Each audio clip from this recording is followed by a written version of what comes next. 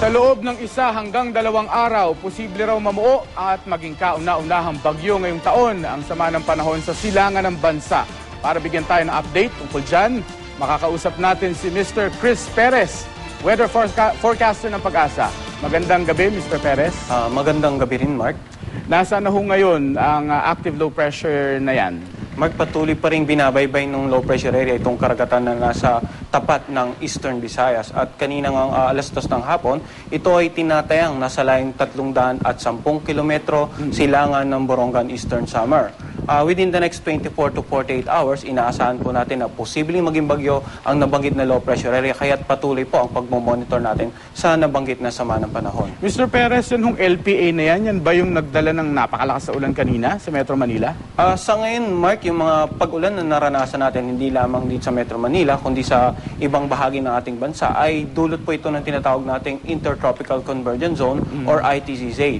Subalit sa mga darating na araw, habang patuloy na lalapit itong low pressure area dito sa silangang bahagi ng Luzon, yung combined effect po nito kasama yung ITCZ ang mga posibleng magdulot ng mga pag-ulan, hindi lamang dito sa Metro Manila, kundi sa nakararaming bahagi ng Luzon at Visayas sa susunod na 2 hanggang 3 araw. Nasusukat niyo ho ba kung gaano karaming tubig ang dala ng LPA na yan at kung nasusukat ninyo, meron ba kayong advisory tungkol sa flash floods at sa ngayon, Mark, yung cloud bands ito ay hindi pa ganun ka-organisado, bagamat napakanipis pa hindi pa ganun kakapal yung dala nitong water vapor.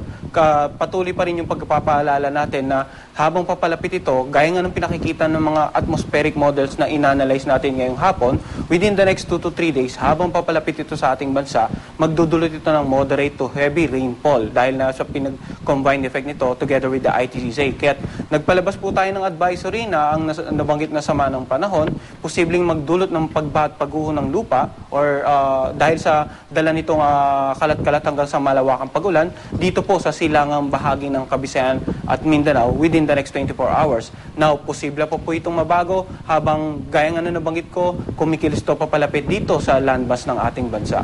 Mr. Perez, bigyan nyo naman kami ng forecast hanggang Lunes dahil magpapasok ka na sa Lunes eh. Mark, gaya nga na nabanggit natin, bagamat hindi natin nasa yung pinakasentro ng sama ng panahon na ito ay tatama sa landmass ng ating bansa, kikilis ito or babaybayin ito yung karagatan sa paligid ng or dito sa gilid ng Luzon, particular na dito sa eastern side, at itong posisyon niya ay posibleng magpaibayo ng hanging habagat sa mga darating na araw. Ngayon sa darating na Sabado at Linggo, asahan po natin na posibleng maging maulap at maulan, hindi lamang dito sa Luzon, kundi pati na rin sa nakararaming bahagi ng Kabisayaan. At habang kikilos ito, unless magbabago ito ng biglang pagkilos, sa darating pa ng Lunes, inaasahan pa rin po natin na posible pa rin makaranas ng pag-ulan ang start ng klase sa darating na Lunes. Okay, sige. May abiso na rin ho ba kayo sa mga mangingisdang maglalayag?